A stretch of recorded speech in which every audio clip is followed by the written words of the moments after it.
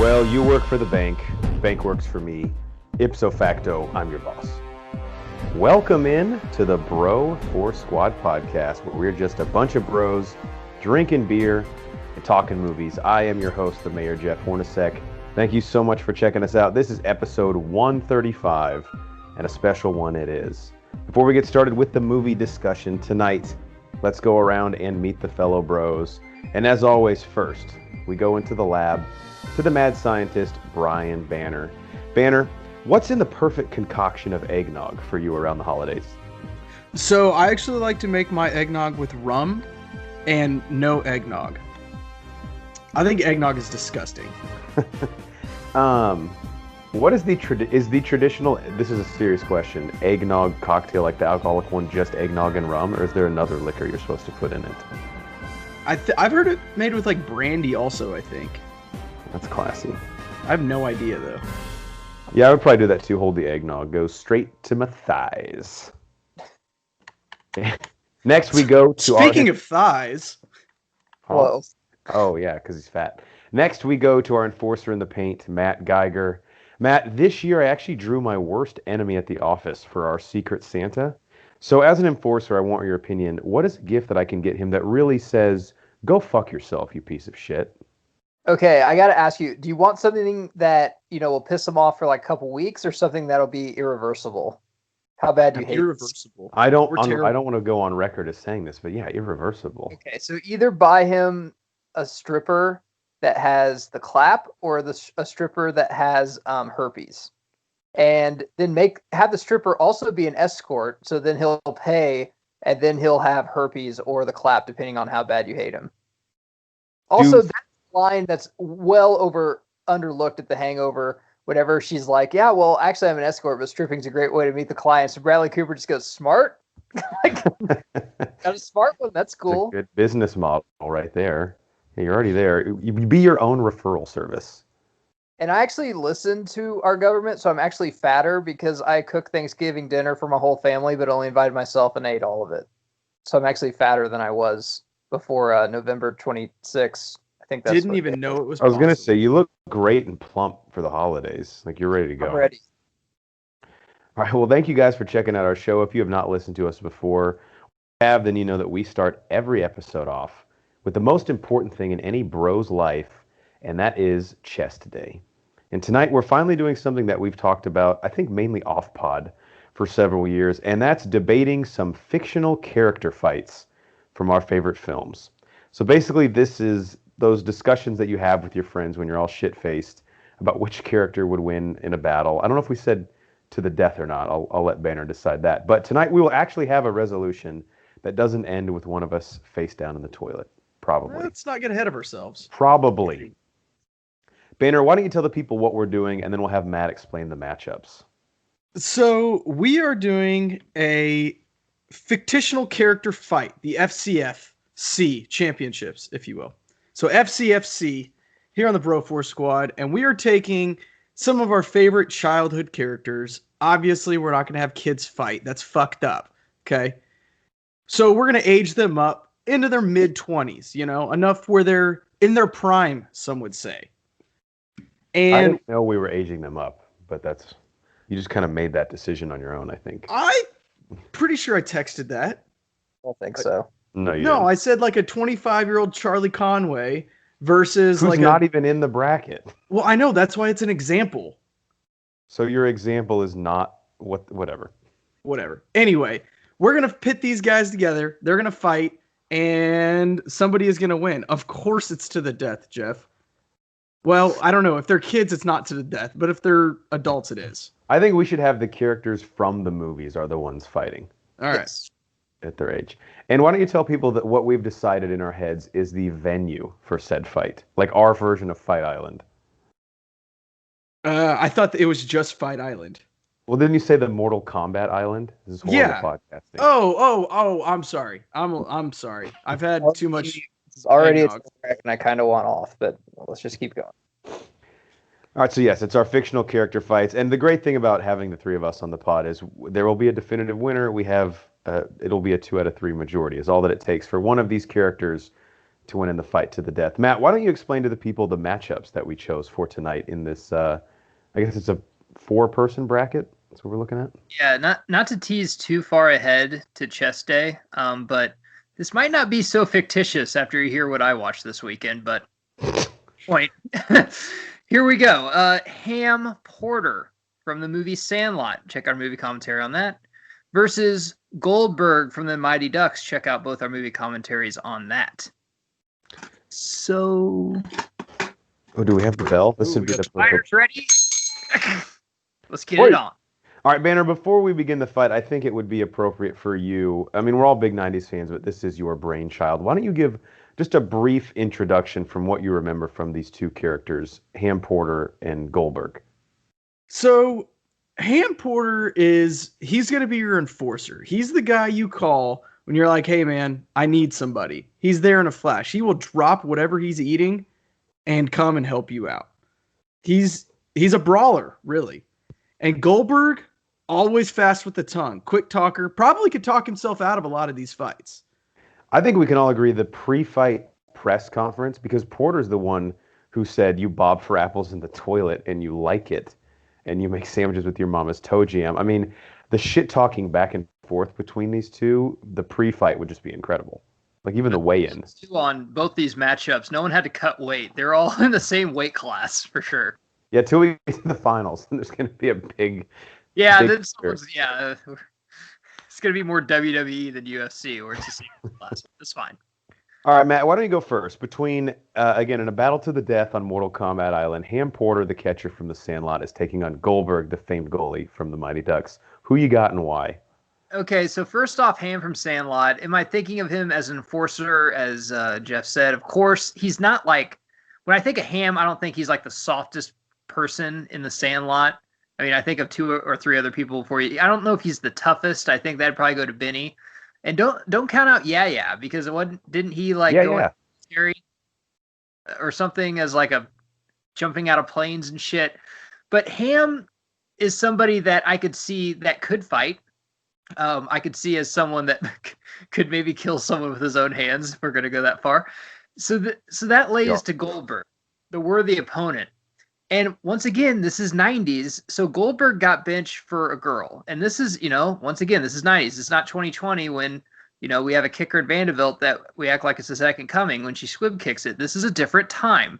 And when he gets benched for Julie the Cat, I think Julie the Cat would be a better fight than this. I don't even think this is close. And Goldberg, I mean, I don't know when his drug addiction started. I don't know if this is D1, D2, or D3 Goldberg, but is he going to be, is this, are we getting 88 Tyson or 94 Tyson where he's all hopped up on fucking drugs and trying to go in there in the ring? I'm going to have Ham in like a 3rd round fucking knockout. He's going to finish this early. I like it. All right, 1 vote for Ham Porter. Banner, your thoughts? So here's the thing. Ham is just a tough dude. I agree with what Matt said. He's not the softest guy out there, but he's probably not he's not the best guy either, but he's just going to keep coming at you. He's not going to give up. You're literally going to have to kill him before he stops. Goldberg, kind of a bitch, if we're going to be honest with ourselves. I mean, he's always complaining, right? He's probably going to ask Ham for a water break halfway through the fight. I mean, if this is D3 Goldberg, he's got a shot because I think that's around when his drug addiction started.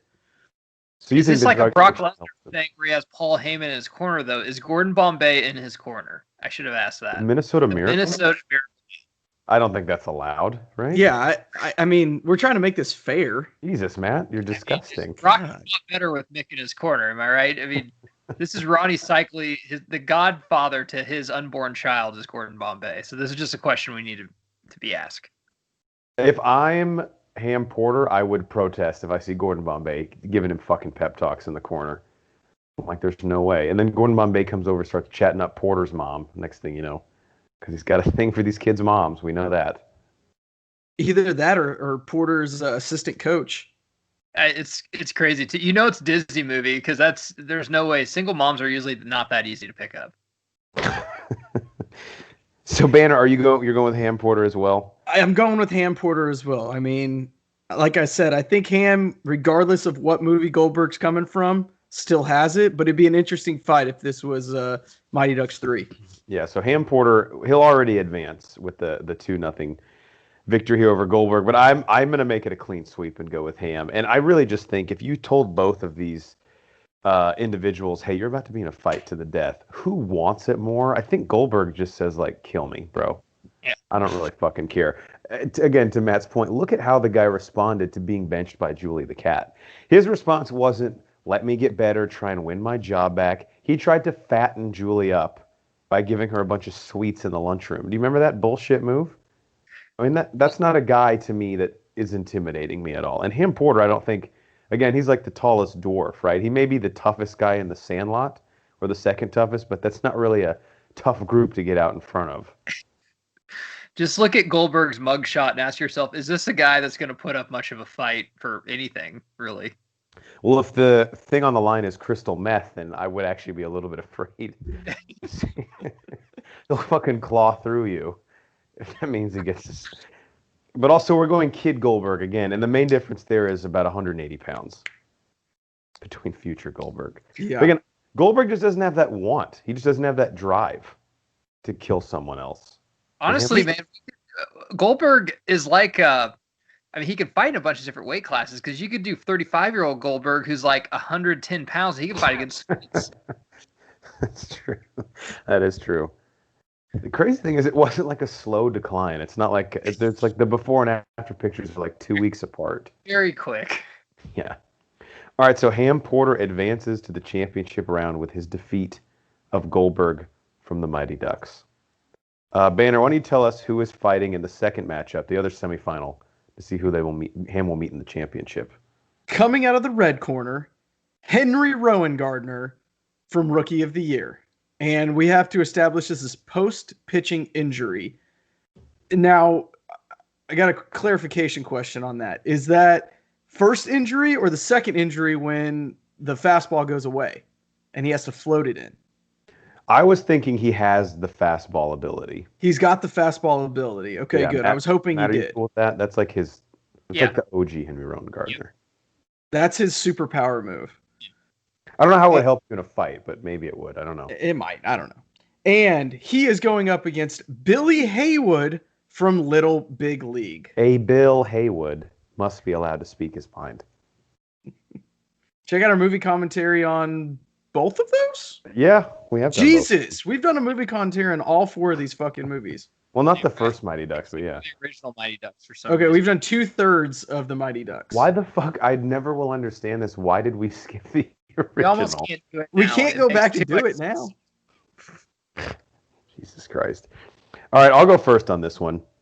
So, obviously, Henry Rosengroomer, as the manager of the Chicago Cubs affectionately refers to him, is a true underdog story, right? He breaks his arm in a baseball injury, and as a kid, you just believe it, but somehow it makes his tendons like super tight and elastic, and he can throw the ball 94 miles an hour. That's great. It's a great rags to riches story. Bill Haywood, as he prefers to be called once he becomes manager of the Minnesota Twins, while he was born on second base and thought he hit a double, is one of the smartest. I'm going to say this. He's the smartest character in this tournament. Okay? And knowing that he has to fight Henry Rowan Gardner to the death, you give Billy Haywood like a week to analyze his opponent, there is no fucking way Henry Rowan Gardner comes out of that ring alive. I don't care what physical limitations Billy Haywood has. It's never stopped him in the past before. He was fine with Lonnie fucking his mom as long as he had an OPS over 800. That's just good managing. We all know that. Just being smart. And if I'm That's how Joe Torre kept the Yankees going so good all those years. Is it? And if I'm Henry Rowan Gardner, again, I'm a little bit worried because pre-fight, Billy Haywood's not going to say shit. He's just going to be silent. He's like an assassin. And he's going to show up to this fight, and somehow he's going to just get Henry Rowan Gardner in like a leg lock or some weird Krav Maga move that we didn't even know he was studying. And I think this thing might even be over in like 2 or 3 rounds. Not a KO. We're looking at a tap out by Henry Rowan Gardner. So I'm going Billy Haywood over Rowan Gardner. Tapping out good arm or bad arm? Good arm. Okay. Yeah. All right. It's a business decision. All right, Matt, who you got? Jeff, we don't agree on much, but I'm proud of you because as a big fight fan, this is the one I circled because I thought all of you would pick Rowan Gardner because, like, man, look at his powerful arm. But the best boxer ever is Floyd Mayweather, who is the smartest guy in the fucking ring. Now, he might have been against people that were tougher than him or could punch harder than him, but he thought his way around. Now, if this was a UFC fighter versus Billy Haywood, he's smart. Yeah, I'd pick the UFC fighter who's trained. But let's be honest, neither one of these guys were like the toughest kids in their school. I think that they're on the same level of like nerdy coolness, if you know what I mean. Neither one of them are a nerd, but neither one of them are like a badass either. Right. So yeah, I'm gonna go with Haywood, man. He's fucking smart. He can figure this shit out. And I don't know, Jeff. I don't know if it'd be as quick as what you think. I think it will go the distance. Yeah, it'll probably be a decision. Maybe a judge's decision. Then afterwards, Billy hits him after the bell to kill him. But yeah, I mean, I think it'll. We said to the death, and now we're acting like someone could tap out. That doesn't even make sense. I'm trying to kill you. But if you have a problem with the rules here, think of the premise that we're talking about, and then just go listening to something else. But yeah, man, I'm going with Haywood. I like it. Banner, what do you think? I went back and forth on this one, all right? So you got Rowan Gardner growing up in the streets, kind of, of the north side of Chicago. Yeah. What? Looks like he lived in like the fucking burbs, but sure. Okay, Yeah. but Chicago Billy has- Haywood comes from money, right? His grandpa fucking owns the Twins. Correct. Okay. So, like you said, Jeff, he was born on second base. He doesn't know what it's like to really fight for what you want. Whereas Rowan Gardner kind of does. With that being said, Rowan Gardner is going to lose this fight the second he signed it because he's going to be all about the endorsements and the sponsorships. He's only worried about the money. Correct. Billy Haywood has something to prove. He says, yeah, I was given the Twins, but I was given it because I deserve it, not just because my grandpa owns them. So he's got something to prove here with a big win. It's a very white matchup when Henry Rowan Gardner is the inner city of the two people fighting. Tough guy. He's got a strong arm. Yeah. Because if I remember... Throwing a 15-year-old that just fucking had a wet dream and figured out what masturbation is, you'd have a fucking fair fight, probably. Now, here's the other question I have, and it doesn't matter because it was a clean sweep for Billy Haywood, but if Billy Haywood is staying in a hotel the night before and he ends up renting night nurses from Jersey, he's not going to have full stamina the next day. We all know it. That's a whole nother conversation, though, because women make your knees weak, but then, God damn it, Wilder, Fury, Tyson Fury said that he masturbated like 7 times a day in the preparation for his fight to get his testosterone up. That's a yin and yang. I mean, I'm gonna side with Fury just because it's way more fun. Everyone has their method. All right, Banner. That's how I view science. Banner, who is fighting in the championship of FCF1, our fictional character fight inaugural tournament? We have Ham Porter from the Sandlot versus Billy Haywood from Little Big League. Wow. I'll start us off here, guys. This is going the distance. Yes, this is going the distance. Okay. I think Billy Haywood is going to beat Ham Porter. We all said it. Billy's a smart guy. Okay. He's going to duck and weave. Ham Porter's going to gas out. Guys, we know he didn't do any stamina training for this. He might have chugged a couple of orange sodas. Definitely chucked a couple. What's the fucking... Well, he probably did the... was it him who brought the chewing tobacco to the carnival? Yeah, I think so. Yeah, so he's definitely like... His body's not a temple, let's put it that way. No, it's not. He walked into the ring eating a hot dog. It's part of his persona. It's his brand. So I'm going to say Billy Haywood in a split decision. So he only kind of killed him. So if you win the decision, does that just mean you get to poison the other guy real quick? Because it is to the death, is what we keep forgetting. But it goes to the judges. That's so WWE. Like, what the hell? Like you guys couldn't just keep going till one of you died? $50 for this, and now it's going to the judges. It makes no goddamn sense. You said to the death when I purchased it. It's kind of bullshit. All right, one vote for Billy Haywood over Ham Porter. Geiger, what do you... Billy's the underdog in this fight, right? I would think so. I would think he's like plus 180 Yeah. in Vegas. Matt? All right, this is so hard because I get what Banner's saying. He'll tire it out, but then after a while, I mean, you're going to have to last a while for him to tire it out. And, you know, Ham doing body shots and stuff, the weight advantage is just fucking too much. I mean, that's why you don't see Brock Lesnar versus Conor McGregor. It just like someone would get hurt. And on an island where Billy just, I mean, he can kind of run away from him, I guess, but that's not going to kill him running away, you know? Yeah. I mean, Ham could do that same thing whenever he's tired and just kind of duck and weave Billy. So I'm going to go, when in doubt, always go with the person with the 50-pound weight advantage. So I'm going to go with Ham. I feel like 50 pounds is a little conservative. I don't. If they're 12, I mean, he can't be. I was going to say, like, 50 pounds when you're 12 is like 200 pounds when you're like a grown-up. Yeah, that's like double his weight, probably. Your body can only put on so much. All right, one vote for each of them. So let's just say this. There could not be two, and Matt's a connoisseur of classic fighters, so he knows this. There could not be more contrasting styles. Yes, right. In the championship here. Billy Haywood, we have a student of the game, someone who thoroughly studies his opponent, knows how to fight, and it's really it's like he's taking you to school when he's in the ring with you. Ham Porter's job is to show up, kill you, and then go to the buffet afterwards. Like, he wants to get in and out. So it is two contrasting styles. Having said that, I'll just be totally honest. I think at the end of the day, the only one of these two guys that has the balls to kill the other one is Ham Porter. Wow. You're not wrong. Ham Porter's going to show up probably with a wad of chewing tobacco under his lip. Billy Haywood is going to have all his analytics right there with him. He's going to do the sign of the cross for his dead grandfather before he hops in the ring.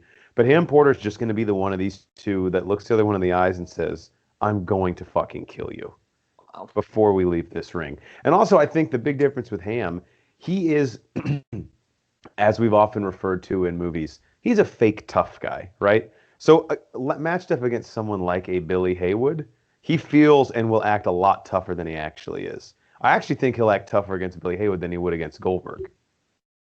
He's the front runner, basically. Wow, what an insult. And I think this one's over quick. I think Porter gets him in a headlock and just snaps his neck or something early. If Haywood gets out of the first round, I think Haywood's got a chance. What do you say? I'm the enforcer, but I'm getting to the point where I don't like, I'm like, yeah, and then he's going to throw a fucking stake through his heart.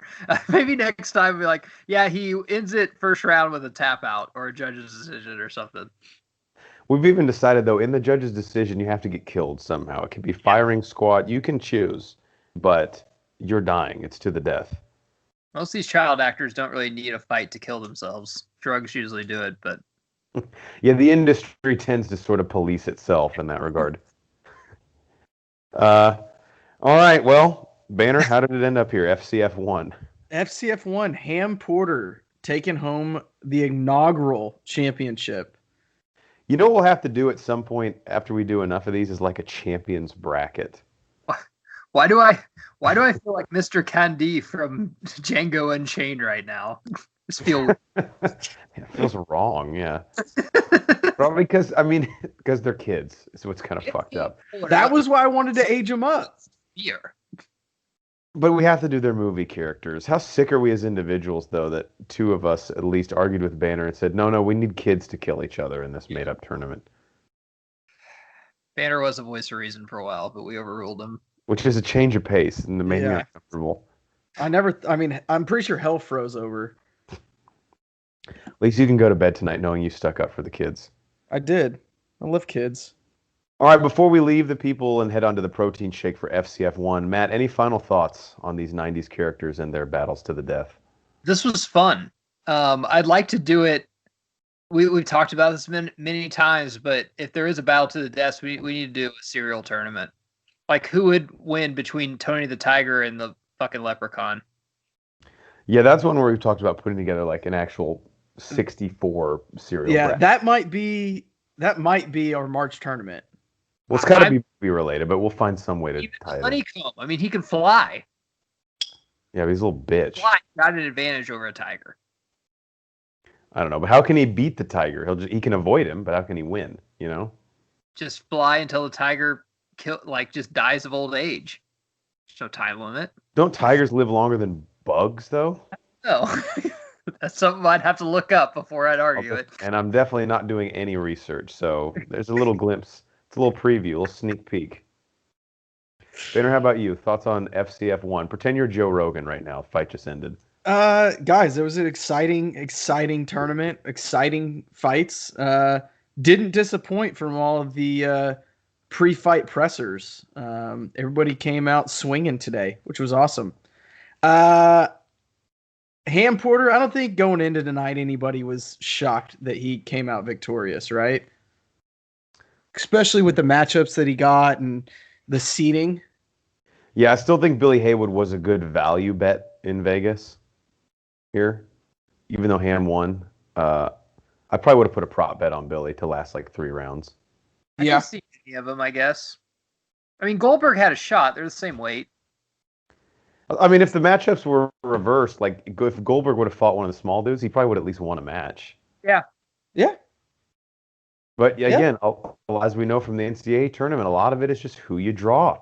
I think Goldberg could have beat Henry Rowan Gardner. I don't know if he could have beat Billy Haywood. Yeah, I don't see any way Billy Haywood lets himself lose to that piece of shit. Yeah. But we'll see. All right, on to the second part of our show, which is our protein shake, where we go around and talk about what is in our cup, also known as what have we watched lately. I'm going to be honest with you guys. Had as we're recording this, it's the week after Thanksgiving. Had the week off from work. Watched a lot of holiday movies. So I got quite a bit to talk about. My cup's pretty full. Hence why we kind of had a little bit of a shorter chest day today. It looks like I have about 8 things. Banner, how about you? I've got 3. Matt? I think 4 or 5. All right, let me knock out a couple of these, and then I'll toss it to one of y'all. Bad Moms Christmas. This is on Netflix. I'm sure you guys have heard of, or maybe even seen the original Bad Moms with Mila Kunis and Kristen Bell, Katherine Hahn. Yeah, good movie. Christina Applegate's in the first one. She has a cameo in this one. It's pretty fun. It's like raunchy comedy. I love Katherine Hahn, and Mila Kunis is actually pretty funny in it too. But Matt, I know you and I have talked about this a lot. Even though it's holiday themed, which is cool, what is with this trope in the last 10 years of comedy movies for the sequels where the only way they can find a way to make it fresh and funny is just to bring in these wacky parents of the characters from the original? Because it works. It's like it's like having the word "drink a beer" in a country song. It just this will be number 1. It just works. I don't know. It's just this weird, Jeff, but I think you were there when we went to this bar called Rock and Brews, and it was for my wife's birthday, and they all went and saw this movie, and then we went to the bar. I do remember that. I think you were. I couldn't remember if you moved here yet or not, but they all went, and they were like, it was okay. It wasn't as good. The first one's good. The first one is really good. Yeah, and this one has its moments. There's really, though, no plot, except some of the moms have, issues with their mothers, but it doesn't really go anywhere. And it's not like I need fucking Tenet to be the plot to Bad Moms Christmas, but we need something to at least put our characters in funny comedic situations. And aside from Katherine Hahn's character, it's just too much of a load to carry. They needed her to have 35 carries for 250 yards, and she's just not durable enough to do that. You need to just basically kind of sit down with the director before you go into the theater and pay your money. Listen, I know this is a money grab, but just at least do the characters have a point of being here? This isn't a Grown Ups 2, right? Where there's absolutely no point of this movie at all besides just to get these idiots to make another one. And I was watching with my mom, and I remember her saying so just conveniently, all their moms who none of them have seen in 10 years show up at the same Christmas. I was like, yeah, I guess we got to do it. That doesn't happen in real life? We got to do all 3 of the moms. But it's harmless, as I always say. It's short, and if you watch it, and especially if you like the first one, you will laugh. And Christina Applegate's cameo actually is pretty hilarious in it. I won't spoil it. Not that it's a big reveal, but It's fantastic. Yeah, I love her Married with Children. She's great. and she's had an awesome like second life to her career too. She's found a lot of as a comedic actor, but whether it's like Anchorman or the show Dead to Me on Netflix that I love, and obviously this character, they're all really good. I rewatched Infinity War, I think for like the fourth or fifth in whole. Obviously, I've seen like all the clips of it a lot of times. It gets better every time I watch it. I think as a movie, Banner, you and I have talked about this a lot. I think as a movie, start to finish, it is better than Endgame. But obviously, the individual parts of Endgame and its cultural significance, I think, propel it ahead of Infinity War. But Yeah, I Infinity think if War, you go strictly off of story and plot and even acting, really, actually, all of it, aside from best scene and impacts, I think Infinity War is much better. yeah. And it is crazy how many characters Infinity War seamlessly ties into this. Like it's unreal because you don't even feel it until the credits roll. And you're like, holy shit, all those people were actually in this. But they find a way to make none of them really feel superfluous. And still, the scene where Thor shows up in Wakanda with Stormbreaker, and Rocket immediately starts trying to buy Winter Soldier's arm. It's one of my favorite scenes. What was it like seeing Chadwick Boseman? Because I haven't actually watched a movie with him since he died. Yeah, it's tough, man. And actually, this week I saw on, I think, Reddit, there was a video that came out of on the set of Endgame. He had a birthday, and like the whole cast and crew like surprised him and celebrated it. And he's like in tears, hugging everybody. Probably he's the only one that knows this, but he's like, "This is gonna be one of my last birthdays." Probably the toughest loss we had in 2020. I mean, Kobe was bad. Kobe was 2020. Some of these people are like, "What?" That was one of my toughest. Because he was just. No offense to Kobe, I love Kobe, but Chadwick wasn't retired. Like I would have loved to seen so many more movies that he would have done. Obviously, I don't want either of them, but yeah, he had so much left to give, and the fact that he didn't tell anyone and was still getting in like the shape that he got in for Black Panther. It's incredible. It's ridiculous. I watched, as I always do every Christmas, the movie All I Want for Christmas, which is, as you guys know, probably my favorite holiday movie from 1994. The only thing it was streaming on is the AMC app. So it was either that or I illegally watch it, but I gave AMC, I don't want to say my business because I didn't pay for it, but thanks AMC. This movie, as I've described several times, it's basically like The Parent Trap minus like the quirky twins that are reunited unbeknownst that the other one even exists. It's basically just a brother and sister try and get their very recently divorced parents back together in New York City around the holidays. But I think the thing I like about it, as I always say, it doesn't have like this quirkiness to it. It just has like an earnest humor. There's not a scene where like the dog runs through the cake or something fucking ridiculous happens. It's Not just interested then. right. I figured you'd tap out at that point. Just a good, well-made holiday movie that always puts me in the mood. And then one other one that I'll just mention before I turn it over to one of you guys. Matt, Office Christmas Party. I haven't yet, but I'm very much looking forward to it. Okay, God, this is. I think at this point I didn't watch it last year, but this is going to be now permanently in my once-a-year rotation. I mean, T.J. Miller is fucking incredible in it, and the plot alone of a company about to go under unless they can sell this huge prospect by getting him shit-faced at their annual office Christmas party, which they promise their CEO they're not even going to throw because they're going under. And I actually is so underrated as a comedic actress. She is fucking brilliant. I know. Losses. I forgot she was in it at first. She's great, and then all the ancillary characters like Rob Corddry's one of the guys in The Office. Yeah. Well, one of Chip's my favorite quote is when she's like stuck at the airport and she's like, "Who do I have to take it up with?" It's like, God, ma'am. He's like, "Oh, her." Like it's just how she acts is just so great. And that little girl in the airport lounge ate her Cinnabon, so she's like fucking pissed at her. T.J. Miller just saying how T.J. Miller wants to basically be as good a boss as his dad was, and he's literally willing to die to do it. Yeah. Like he is willing to die at their office Christmas party. I can't remember what that girl, the actress's name is, but she's also in 22 Jump Street. But she's like the boss of the hookers. She's fucking hilarious Oh, in this. Jillian. I can't remember her last name. She's Yeah. fantastic. She's in a lot too. Yeah, she's like clearly has like a multiple personality disorder in the film.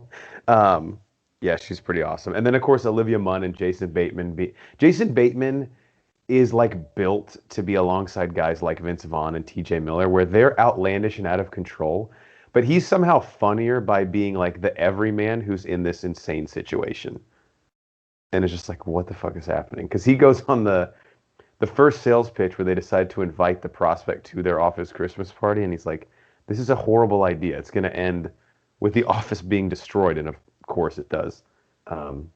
But Office Christmas Party, man, if you're someone out there that saw it once when it first came out and hasn't revisited or just flat out haven't seen it, I mean, it is, I don't even want to say underrated. It's just flat out forgotten, right? Final stud Jimmy Butler's in it too. He is. I wouldn't even say, I guess a cameo, but he's in like 3 scenes. Yeah, he's in it for a while. Just I think he tapped Olivia Munn. In the Matt, story. they work together. Who hadn't tapped Olivia Munn? I have. Okay, well, other than the 3 of us sitting here, You need to put her text messages up while we're God, talking. the Chris Pine. the Chris Pine Let's do ones. an episode of Chess Day just breaking down the Chris Pine text messages that he received. Why For you a got living. rid of her? That's like she's nuts. I know. Like, what's wrong with her? Aaron Rodgers saw those text messages, was like, okay, I can do this for a couple years. Good for him.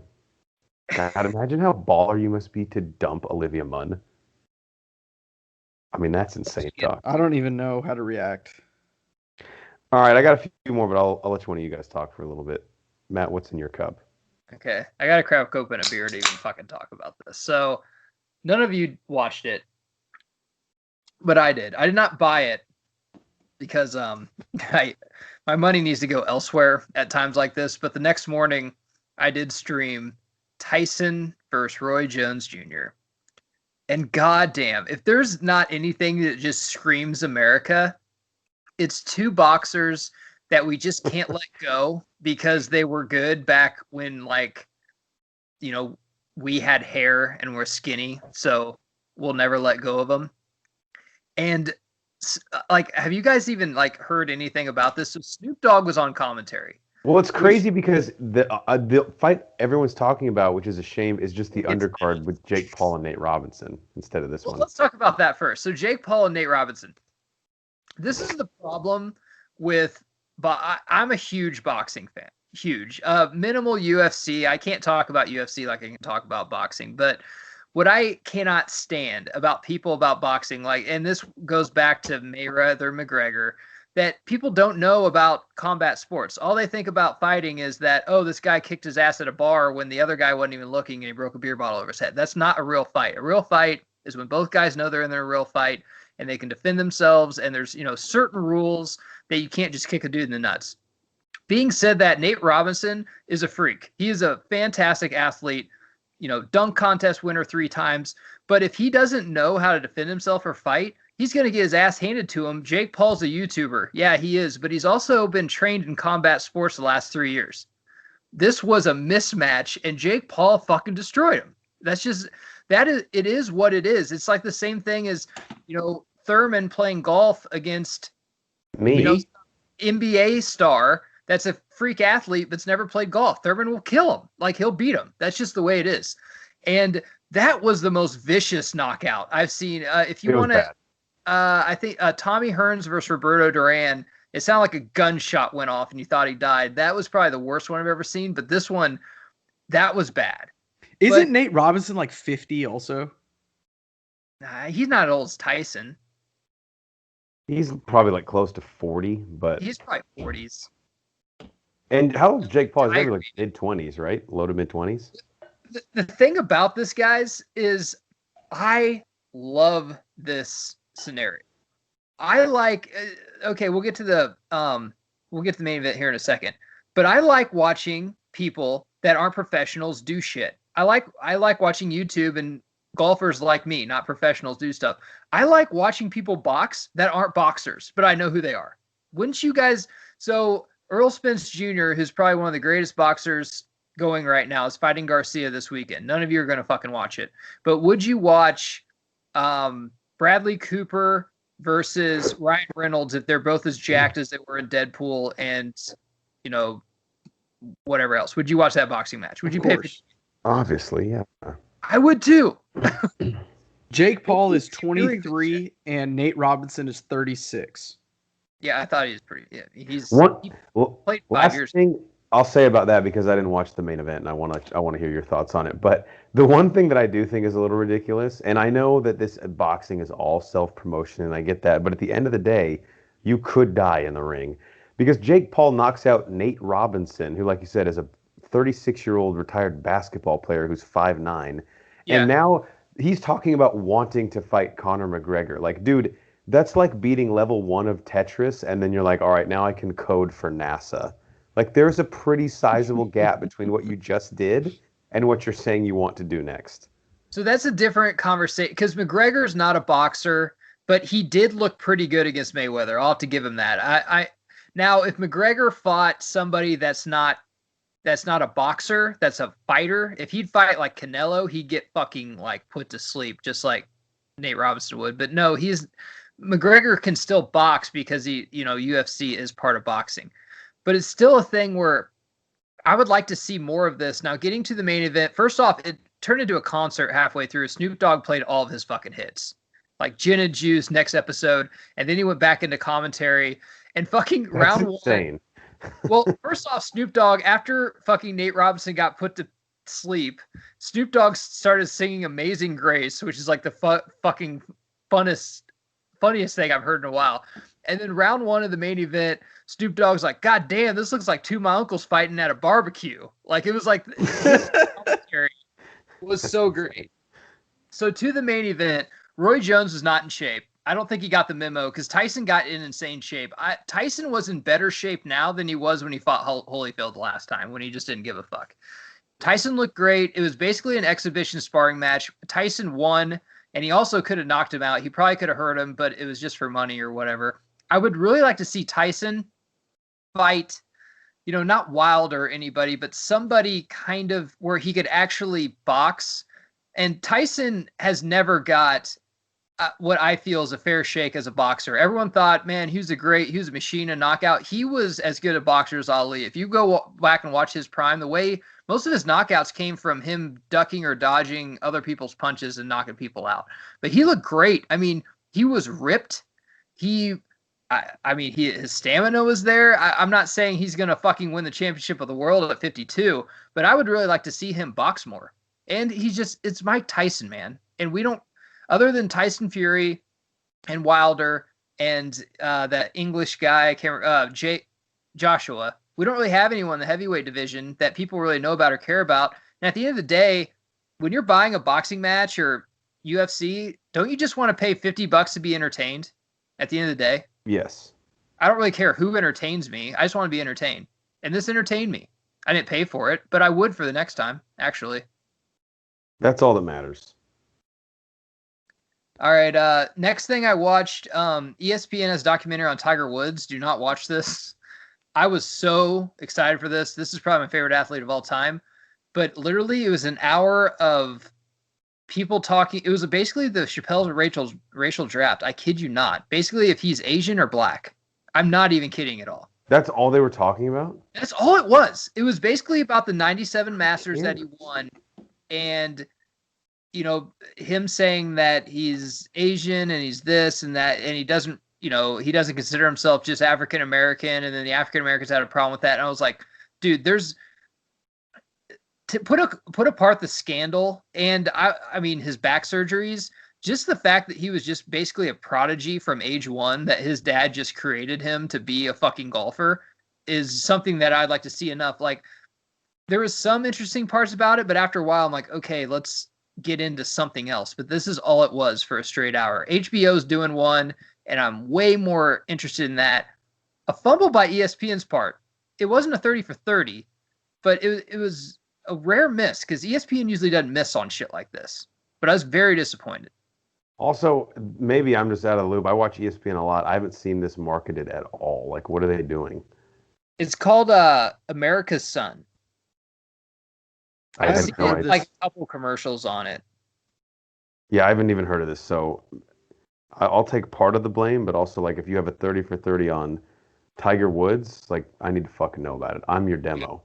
Tiger Woods, America's Son. Don't watch it though. I watched it for you. That's all it is. They even have parts of Chappelle's racial draft on there. Really? Really? Yeah, it's really interesting. I also watched the Santa Claus. That was the first Christmas movie I decided to watch. I'm a big Home Alone fan. I think this is as funny as Home Alone. This movie is fantastic. It's great. It's Don't even talk about sequels. But His, Tim Allen's sarcasm, especially towards Judge Reinhold's character. What's Charlie's stepdad's name again? Alan? Neil. Neil. God. Neil listens to me, Petrus. yeah. And then he charges you for it. Charged you for it. He's like, shared a bowl of sugar with some shots of brown liquor. He'll dress a cat, look for women. It's a great Christmas movie, man. I love it. What sucks is Freeform doesn't play it that much. They play the sequels. We talked about it on a previous pod, as Jeff said, they probably got them for cheaper, and why wouldn't they? Yeah, it's a shame because the whole Scott Calvin story, I mean, once he accepts his role as Santa Claus, in my mind, it's over, or it's not interesting anymore. See, what I don't understand is I'm sure Santa Claus 3 is actually paying Freeform to air it so they could take those profits and then get the rights to the first one. Yeah. Interesting. All right, the last thing I watched. It's called business. And I challenge you both to watch this, even though I know you both watched this, but it's different now. The People vs. O.J. Simpson. Watch that after what's happened this year. And it's very fucking interesting. Sorry, just to clarify, this is the FX drama, not the documentary. Drama with Travolta. Cuba? Yeah, in Cuba. It's just very interesting how, like, back then, I'm to the point, there is no wrong or right anymore. It's just what side you're on. And you want to believe that side. And, like the Emperor said, good as I don't know. Killing kids is pretty wrong. He didn't kill a kid. No, I was making a joke because we killed kids. The Emperor. Yeah. Okay. Bad joke. Sorry. Yeah. The one thing that I really caught is how during the verdict, they showed a bunch of white people pissed off and a bunch of black people cheering, which is just so like what the media does. But like I remember during that case, my dad and a lot of my family thought he was innocent or white. And there's probably some African Americans who thought he's guilty. But just how they try to just break us apart through race. I mean, not that we don't have our issues, we do, that need to be fixed, but the media's kind of to blame on a lot of this. This was something when Mark Furman came in that this wasn't really about race. OJ was about the whitest as you can get, man. He loved golf. He lived in the whitest part of California. He was friends with basically all white people and stuff. And it's a very interesting thing how, you just tug on that string a little bit and it makes people just not think rationally. And you all need to watch this, especially after what happened in 2020. And the fact that Furman guy, who's basically a fucking dirty cop, that was in 1994. And we haven't fixed that at all. What is this streaming on like Netflix or anything now? Yeah, it's on Netflix. Okay. Me and my wife were watching it and she's like, what do you want to watch this for? I'm like, I don't know. I'm just watching something. He's asleep. And I love this. I mean, this is a well done show. Then I was like, man, a lot of this is just basically rerun in 2020. Like all this shit's kind of happening again. I mean, it's a different scale, different. Isn't Sarah Paulson in that too? Yeah, and she's fantastic in it. Too. She's awesome. I actually am going to talk about it. And your boy from Office Christmas Party is Sterling K. Brown, right? He's Cochran. Yeah, Cochran. He's awesome too. Who, I mean, I always loved Johnny Cochran. I mean, just listening to him talk was just, I'm like, man. Of course. Like, I don't know if you're saying the truth, but it just sounds awesome. You just hands on your head's on your hand. You're like, go on. That's still the most fascinating thing to me. Like, that's even past the JFK assassination to me. That's the most fascinating thing that's ever happened in America. In America, that like I was in kind of my timeline, not like the Civil War, You know what's crazy? When are we gonna get, or we should get, a good OJ movie? Wouldn't that be cool? Like, I know the miniseries was great and it was pretty well lauded, but I would love a fucking OJ movie. Denzel. Damn, that'd be fucking cool. OJ could star in it. I mean, he's out. You can get him off the golf course and looking for Nicole's murderer. Oh no, OJ should do the movie about the book he wrote, which I still cannot believe we live in a world where this is a thing. But if I were to kill her, this is how I would have done it. Do you That think book. he's big enough on Twitter yet to tweet OJ and see if he'll golf with me and Thurman? I think my burner account with 250 people is big enough to tweet him, and he would respond. He's If crazy you enough that, Thurman, do you think we made it? for sure. Yeah. He would have like a 7-foot putt. He'd be like, "That's a gimme, right?" He'd tell Nate, like, I think, Thurman I would think- give him everything. Like, Yeah. you're on the green, dude. Pick that up. "We don't want him to kill us." I don't need to see you putt that. Yeah, you're wasting your juice. You're wasting all of our times. Come on. Don't even bring the putter out here. Jesus. Is that all you got, Matt? Yeah, I'm good. All right, Banner, how about you? All right. As we all know, I'm still working on my Star Wars quest, so I'm Yeah. roughly 23 hours in. Jesus. Yeah, it's absurd. But good news is Nate Thurman is now on the quest as well. So that's going to be fun discussing that. I thought, and I actually saw a tweet that backed this up, but I thought after the last episode of The Mandalorian, a lot of people would start watching the Clone Wars, and they said that like 17% of their viewership for the Clone Wars was up this week because of the last episode. Oh, I believe it. I believe it. I'm actually surprised that it's only 17%. Surprised it's not more. So anyway, going through Clone Wars, but as well, actually Uncle Banner called me over Thanksgiving. We had a good chat, and he said, "Have you ever seen the 1978 Star Wars Holiday Special?" And I said, "No, I haven't." And he said, "You have to watch it just once." I made it about 20 minutes in. Guys, I don't think there's enough acid in the world to make that good. Is Harrison Ford in that? Is it like They're all in it. Oh, they're all in it. It's Harrison Ford's like biggest regret of his life, but they got them all to do it like right as they signed their contract for the original Star Wars, and they all just needed money, and they were like, "Sure, I'll do it." It was So so fucking bad. when was this done? Like, was it like in the middle of the three? Right after the first one. It I was think. right after the first one, before Empire. And it's about a holiday celebration on Kashyyyk, right? Yeah, it's Life Day, which is Star Wars' version of Christmas, and they're all going to Chewie's home on Kashyyyk with his wife and child. though. Chewie's Yeah. married? Yep, allegedly. And that's my first thing, is that we know this isn't realistic. Chewie's too much of a baller to be tied down. He's not home a lot, Jeff. I work. What do you want me to do, honey? A traveling salesman. What do you want me to do? There's not too many jobs for a Wookiee. I didn't go to college. What do you think pays for those death sticks on the table and that blue milk in the fridge? Guys, it's the biggest piece of shit I've ever seen. And I've watched Chopping Mall 3 times. Now, remind me, there is a scene, and I don't know if it's Harrison Ford, but that is a part of this, but they all like sing some song. I and didn't it's- make it that far. Okay, apparently it's like the most cringe moment in the history How of any. long is this show, like movie? Is it? It's like 40 minutes, I think. It was just like a special on ABC, I Yeah, guess. it was a CBS special. So they have like a bunch of like late 70s, early 80s CBS stars on there. It's the biggest piece of shit I've ever seen in my life. equivalent today, Jeff, of like having like a Tenet Christmas special. Like, what are we doing?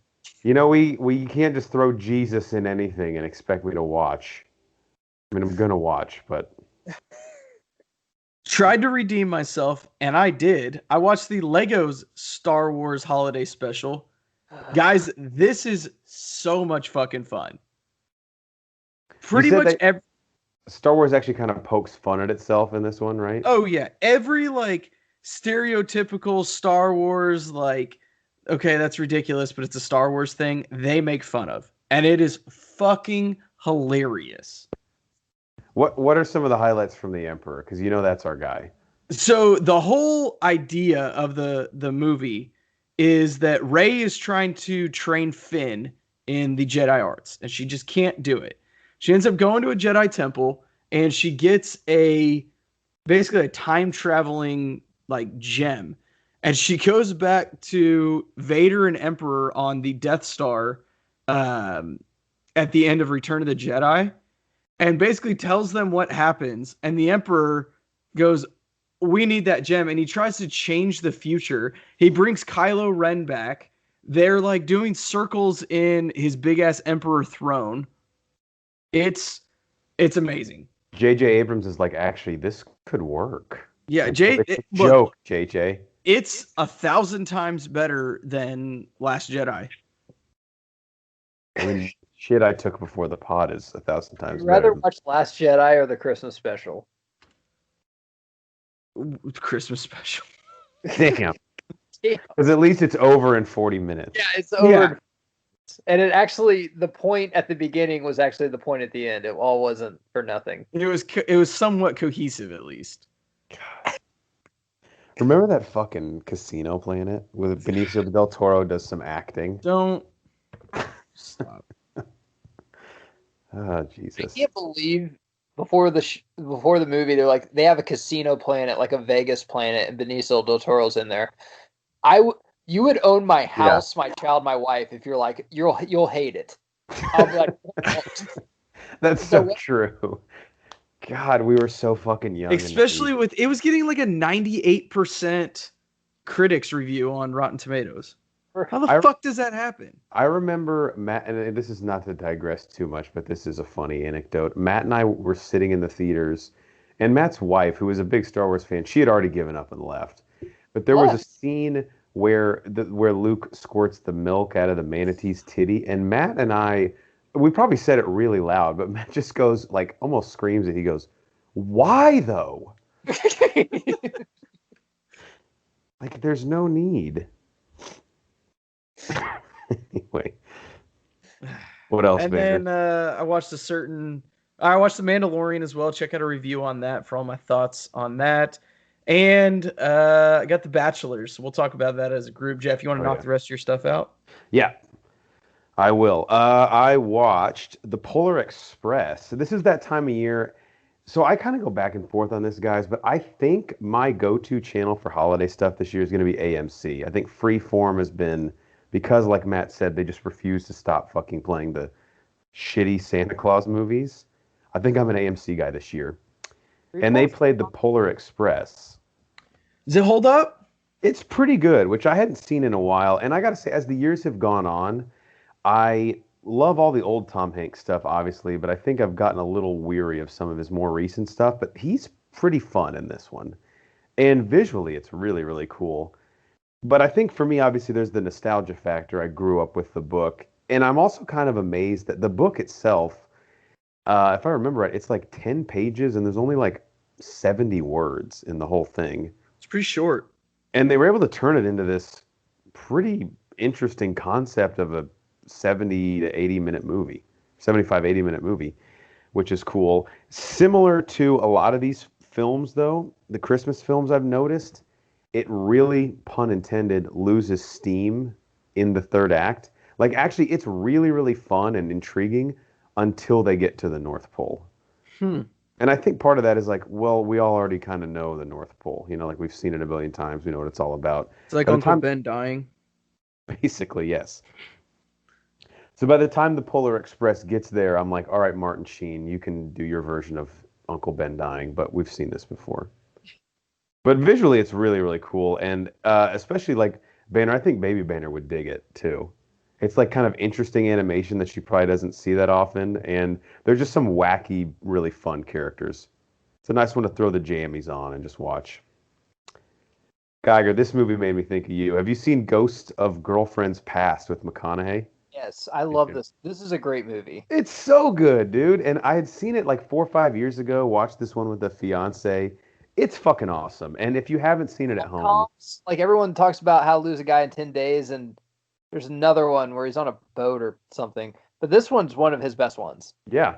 And this was, I think, right as the McConaissance was starting. I believe it's 08 or 09, right? So this is like, him and Jennifer Garner did Dallas Buyers Club right around this time. But the premise of it is really cool. It's basically a Christmas Carol, except McConaughey his character is essentially Scrooge. It's contemporary. It takes place in modern day. and he's at his brother's wedding weekend, taking place like the weekend after or before Christmas, and he's basically like a crazy playboy single guy that just fucks 1,000 chicks and doesn't care. And he gets told that he is going to be visited that night by 3 ghosts of a girlfriend from his past, a girl from his present, and a girl from his future. Just basically showing like if he continues the way he is, how his life's going to turn out, just like A Christmas Story. But lest we forget, Michael Douglas in this is awesome. He plays his recently deceased uncle who like taught him how to be a playboy. Yeah. Basically. This is. I actually saw this. Did you see this on cable? Because I think it was on the other day. It's on Netflix. I know Is it? now. Okay. Yeah. It'll probably pop up soon if the algorithm knows what it's doing. Okay. Well, it's listening to me right now. So. Ghosts of Girlfriends Past, I think, again, super underrated Christmas movie. I mean, I could watch this any time of the year, but I don't want my rotation to get too stacked because we already have All I Want for Christmas, Home Alone. We already talked about Office Christmas Party the night before, but now I think we're adding Ghosts of Girlfriends Past to that list as well. I watched a movie called Happiest Season. This is a Hulu original. It is kind of starring Daniel Levy, who's Eugene Levy's son and is in Schitt's Creek, which is kind of the phenomenon that's sort of blown up with the world. Matt's going to hate the cast, but it's Kristen Stewart, Mackenzie Davis, Aubrey Plaza, Allison Brie, and then, of course, the woman who you're not allowed to make any movie where you cast someone's mom if you don't at least let her read for the role first, and that's Mary Steenburgen. Yes. Who plays like, she's like the best mom of all time.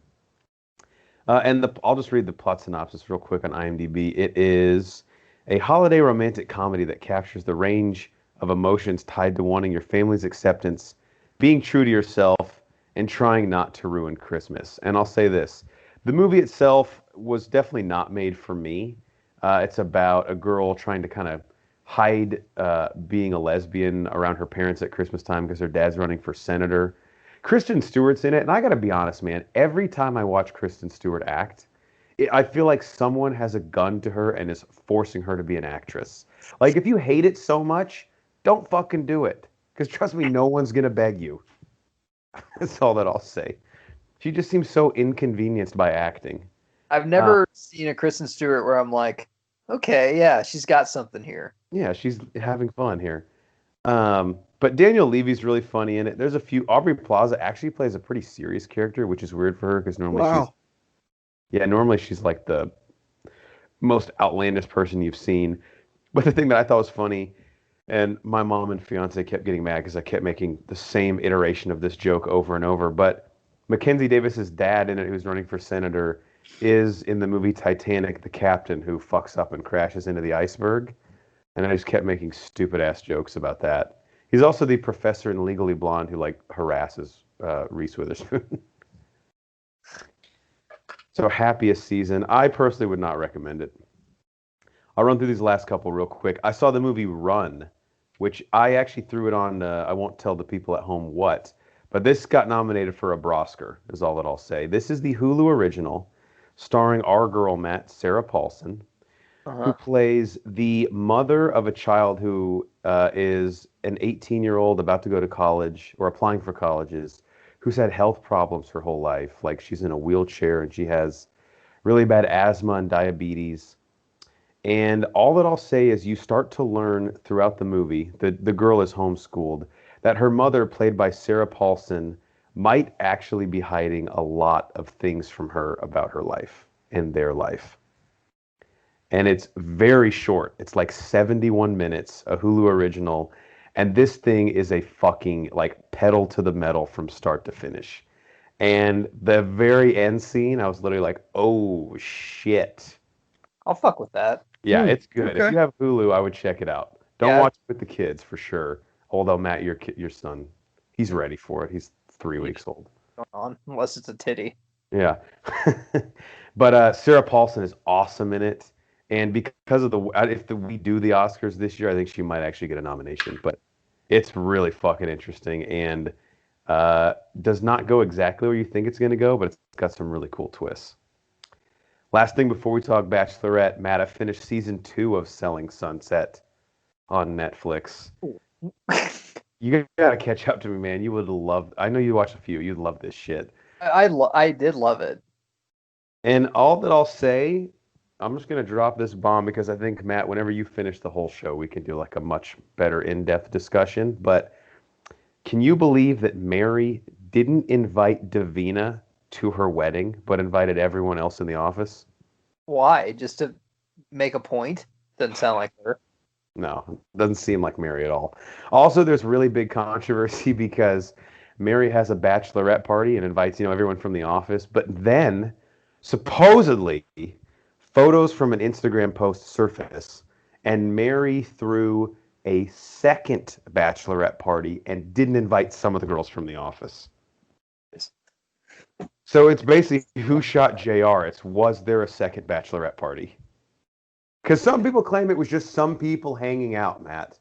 They were just hanging out.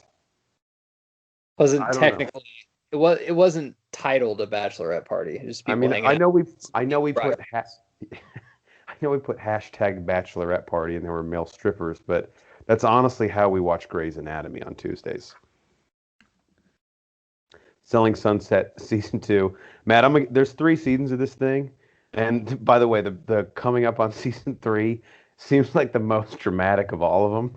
Oh, so I'm gonna fucking sprint to the finish of this thing, and then I'll just wait for you to catch up. We'll talk about it. It's so trashy, but it's 30 minutes, and it's on Netflix, and it's the show that my wife wants Queen's Gambit right now, so we're gonna have to wait for her to finish that. She'll tire herself out with that soon enough, and then we'll. All right, Banner, Bachelorette. Before we wrap up the show with Dewey and Lift Bro, what do you think? You caught up?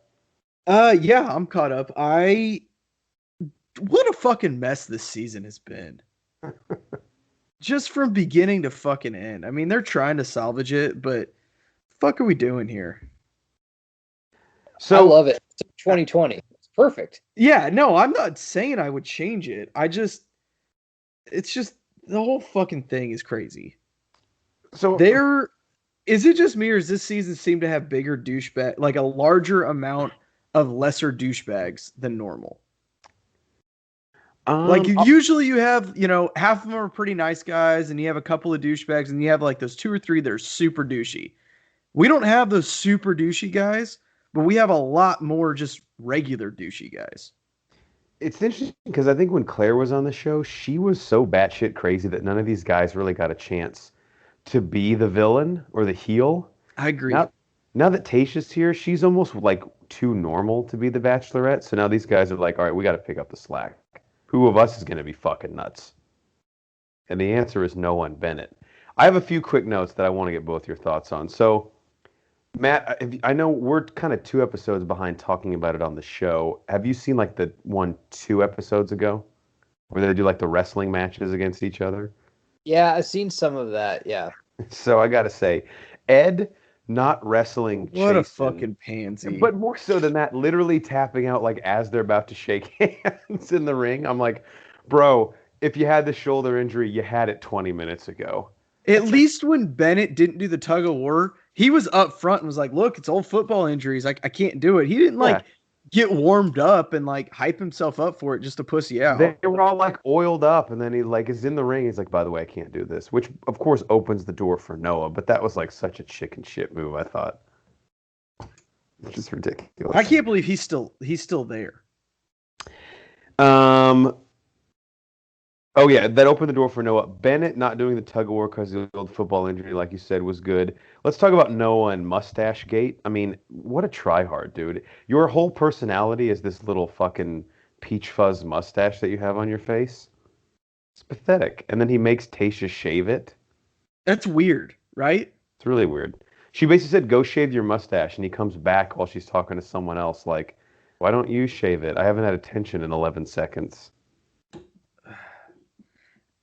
I think that we're finally getting what we've asked for, and we didn't know what we're asking for. We wanted to, like, we bitched about Claire, we bitched about all these bachelor and bachelorettes, and we finally get a normal girl that actually we're like, dude, actually she'd be kind of cool to date, and now we don't like it. We like drama. Don't get me wrong, I love it. but I love it by hating it. Yeah. If you know what I mean. This is perfect for me, though. You need a normal person to be around the chaos and the bombs going off because it makes it. I feel like we can relate to Tasha in this instance. She's navigating this better than I would have. Yeah. Also, maybe the quote of the year on reality television from Bennett, who says, quote, "I'm here for love, not breastfeeding Noah." Because Noah's like 26, I guess, so he breastfeeds. Bennett And obsesses about Noah. I was right? saying last thing I'll say about Bennett, he was sleepwalking through this thing until Noah showed up, and that lit a fucking fire under him. Like we've seen. I'm glad Bennett's getting his time in the sun because when I first saw him, I said this is a James Bond villain, and he seems like runner-up to the most interesting man in the world, Dos Equis commercial, and he's finally starting to get some TV time. That's the problem with Claire. Is Claire didn't give anyone else TV time, so you didn't know if these guys were douchey or had personalities or anything. Matt, at the end of the last episode, total psycho move. So Tasha asks to speak to Bennett and Noah privately because they just won't stop fucking fighting with each other. And before Tasha shows up, Bennett, this is something Matt would do. Bennett sits down and has a wrapped box and says to Noah, "Noah, I'm not trying to be an asshole here. I actually, in good faith, got you a present to like mend the fence." And I'm like, all right, where's this going to go? He opens up the box. It's like the first thing is a bandana as a peace offering. It's red. We've had too much bloodshed. Let's make peace here. I'm like, okay, it's actually kind of cool. Then he proceeds to pull out a book about how to act more like an adult. And he insists, "I'm honestly not trying to be a dick, but if you read this fucking book, maybe you would learn how to act like an adult." That's great. And then there's like 3 other douchey gifts in there too, but it's Bennett for us.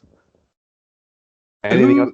At this point, who's your front runner to win, Jeff? Man, I'm trying to think. Who's the other guy that's been married before? He's the guy that in the art one he did like the picture frame, right? Yeah, I think that guy's my favorite. Zach had a good week, but I just think at the end of the day he's too old. I agree. I think Ivan's got a good shot to go deep. I was gonna say I think she's physically attracted to Ivan the most, but every time they talk, I just think she feels nothing. Yeah, I think he's just too square for her. Yeah, he's not gonna challenge her enough. Yeah. If Ivan had Riley's confidence and personality, but Ivan's looks, I think that's your guy right Don't there. even get me started on Riley. I can't stand that dude. Yeah, but Riley, he literally injects oil into his biceps, right? you can't prove anything. Like those things are the fucking size of like semi tires. I don't know, man. He eats protein and does bicep curls. I'm not gonna apologize for that. Yes. All right, anything else? Oh, what's that? And that noise, of course, means the end of our show and our last segment. Do you even lift bruh? Which is our question and answer segment, where we leave you with a question that we answer for you to think about at home. Today's Do You Even Lift Bruh? Kind of a personal one for the Pro Force Squad. This week marked the 3-year anniversary of the Shmee Joe YouTube video, which, if you haven't seen it, it is a man from Brooklyn sending a video message to a woman named Julia, who he met just the night before at a bar, professing his love for her, which is like an all-time classic here. I don't know, Matt, we've probably watched it 100 times. It's fantastic. Hey, it's Shmee Joe. Good morning, Julia. Morning, Julia. Shmee Joe. And it got me thinking, and this isn't movie related, but it is content related, I guess. So what are or is your all-time favorite YouTube video or videos? There's a lot out there. Banner, is there any that springs to mind for you? Nothing really specifically, just YouTube in general has so much shit out there. I mean, people literally use that as their television entertainment. They don't watch TV shows, they just watch YouTube videos. I impartial more to in the infancy of YouTube before Google bought them, where you could just go on there and find like backyard fights, like the old Kimbo Slice. Yeah. I used to watch those like religiously. I would watch them over and over and over again. So that's probably one of my favorite pastimes. Favorite videos? Probably Broforce Squad. Shameless plug. I can't believe they got that many people to agree to get in the ring and fight Kimbo Slice. Yeah, he's a terrifying human being. He went to UFC and got his ass handed to him. Yes. Yeah, may he rest in peace. Yeah. He won a couple fights. Yeah.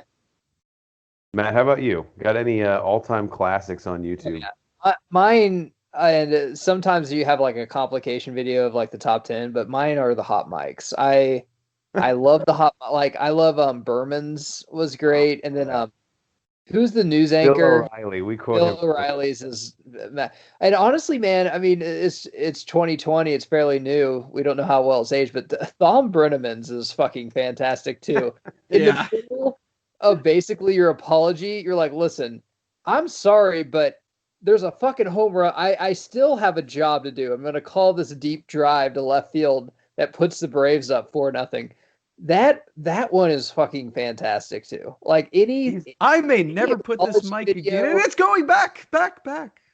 And what I most love about YouTube is it's great. Like when someone says something in January and now it's December, and they're like, "This will never happen," and then they go and they're like, "This happened," and basically you have to like eat their words, but they won't admit it. Any of those types of videos, I'm all for. But the hot mic videos are fucking fantastic, especially in television, to know what these people, it's like Anchorman, like what these people say when they don't think the mics are rolling and they're just like mostly total dicks.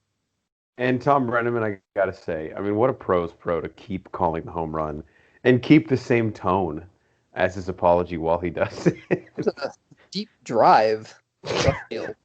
I bet in his head he's like, please don't go out, because if this is just a can of corn on the warning track, I can continue with my apology. But I don't know if I'll ever put on this headset again. I really don't. This one's belted in the left field. It's got a shot. And what's great is when he said, what I said does not indicate who I am, and you can ask any of my friends, they'll tell you that. I was like, but you just said it, so. Like, knowing that like probably 100 to 200,000 people are hearing you say it, you had no hesitation to do it. I got two. I mean, obviously the Leroy Jenkins video, which I think gave us the South Park World of Warcraft. It basically inspired it. If you haven't seen this before, the Leroy Jenkins video is a guy playing World of Warcraft with some strangers, I'm assuming, online who are taking it very, very seriously. And he thinks, and rightfully so, that it would be hilarious to fuck with them and make fun of how serious they think World of Warcraft is. So he like purposely ruins their quest or whatever the fuck they're doing. And these nerds get very, very upset at him. My second favorite one, and I don't know if you guys have seen this, but there is I want to say it was like a Korean news network, somebody who would go to red carpets and like prank people with this microphone that they would obviously hold up to a celebrity's face while they were being interviewed, but there was a button on it they would press that would squirt water in the celebrity's face. None of the celebrities handle it well, but the two worst reactions are by far Will Smith, who I think tells the guy, "I'm gonna fucking kill you." All this is on camera. And Tom Cruise, who goes surprisingly ape shit. He like grabs the guy's wrist and goes, "Why would you do something like that to another human being?" And the guy goes, "It's just water, bro." Tom Cruise. God, those are great. There's so many. Have you guys seen the one where a guy is like walking down the street and he drops like rolls of 100, and then he goes back and asks person like, "Hey man, I dropped a bunch of money. Have you seen it?" And then some of the people are like, "No, I don't know what you're talking about." And then he tells them, "I got a video right there," and they flip the fuck out. And some people literally like, "Hey man, you've dropped this money." It's really interesting to see who's honest.